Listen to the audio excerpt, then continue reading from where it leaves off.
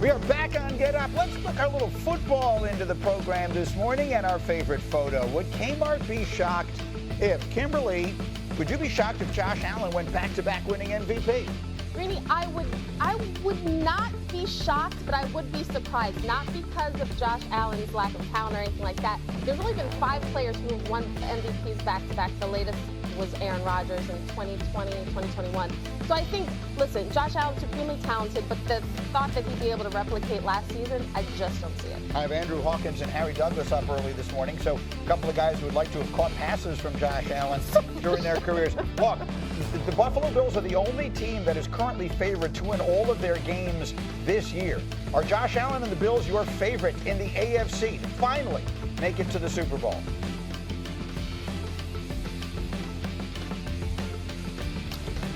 He's dumbfounded. Oh, they can't hear me. Either that or we just superimpose that photo. Harry. His sweater, just the brain shorts. Studio, we're working out some of the kinks here. Harry, same question for you. Is Buffalo your favorite in the AFC? No, they're not. The favorite is still going to be the Kansas City Chiefs until someone proves otherwise. But I do like the chances for Buffalo. You talk about Josh Allen and can he win MVP again, Greeny? He did a great job of, number one, taking care of the football, which is very, very important, trusting his teammates, and then being Superman when it was warranted. Now, Himbo gave me a stat. There were 13 games, including the playoffs last year, where Buffalo were turnover-free. That is the most since 1933 when that stat began being taken. The Bills got everything done last year except get over the top. We'll see if they're able to do it this year. Let's get to the next one. Kmart, let's go to Cleveland. You know that team so well. Would you be shocked if Shedeur Sanders was their starting quarterback by Halloween? Greeny, I would not be shocked, and here's why. The Browns have a daunting schedule to start. I expect, honestly, for them to make a QB change by their Week 9 bye. So I would think Joe Flacco might start and then return the page to someone else. Think about it. Over the last 2 seasons, the Browns have started 9 different quarterbacks. I think injuries in that division could be an issue, and it may pave the way for Shedeur to start. All right, so let's try Hawk again. You're a former Cleveland Brown.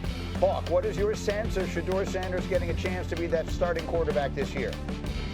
Greeny, I'm getting back into the swing of things, man. I've had a long off season, so apologies for the audio delays. We're all working the kinks out here in OTAs and minicamp. Shedeur Sanders has a real chance to be the starter.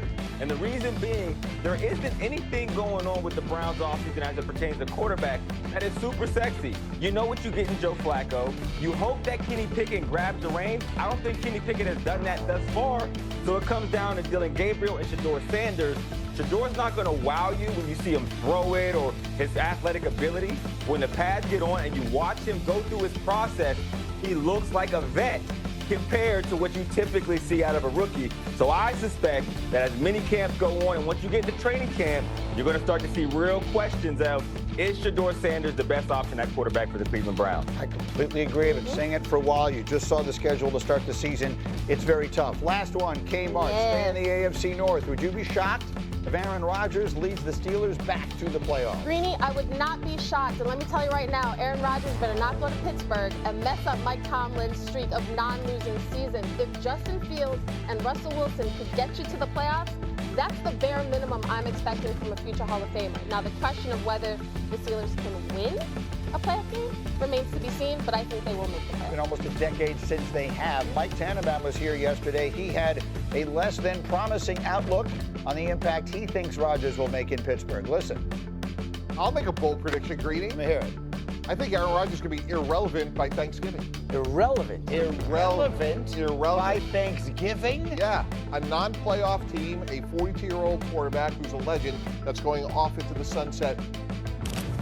So that surprised a lot of people here. Hawk, do you think that the Pittsburgh Steelers will be out of it? And we want into the conversation. We went a little deeper into the conversation. He wasn't suggesting that Aaron Rodgers himself is irrelevant. He was suggesting he does not think the Steelers are a contender of any sort this year and will not be playing meaningful games into December. What do you think, Hawk?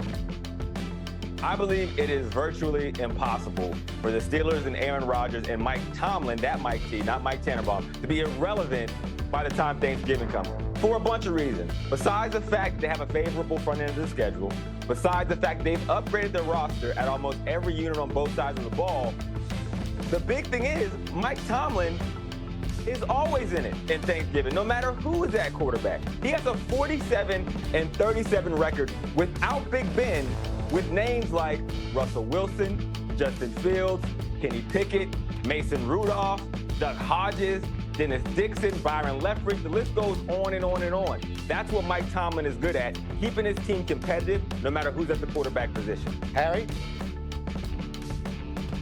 Yeah, this is one of the craziest things I think I've ever heard Mike Tannenbaum say. When you look at for the last 5 years, the Pittsburgh Steelers have been relevant amongst Thanksgiving. So I just think it's insane. And also, here's where a lot of people I think is misconstrued when it comes to the AFC North.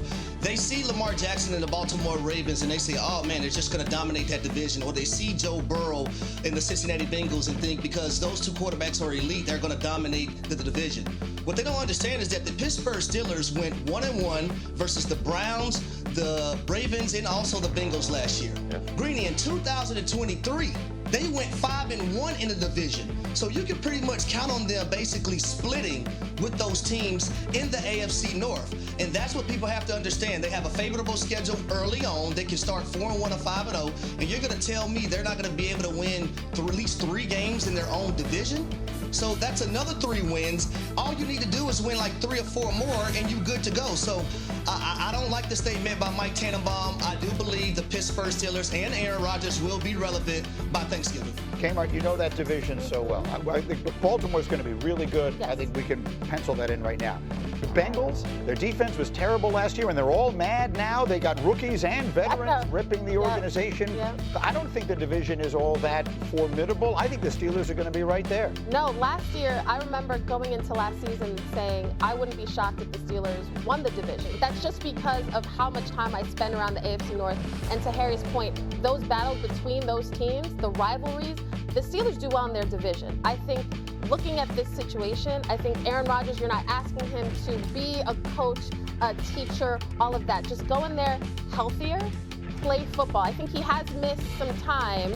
I don't love that, but I don't think it's too much time where they're completely thrown off offense. I'm with you. You just sort of touched on the point that I think is critical here. The New York Jets asked him to be everything. The Steelers are just asking him to be a quarterback. And he may not be able to be the best one in the league as he once was anymore, but I think he's better than what they've had recently. I think the Steelers are going to be very good. Coming up, the Pacers have been ridiculously good. They're packing a punch. Tyrese took charge. Is Indy on its way to its first ever NBA championship? We're all over it, and Magic Johnson joins us live in our next. Xin chào tất cả mọi người đã quay trở lại với kênh của mình. Hôm nay mình sẽ gửi đến các bạn chậu hoa. Bây giờ chúng bắt đầu làm nhé.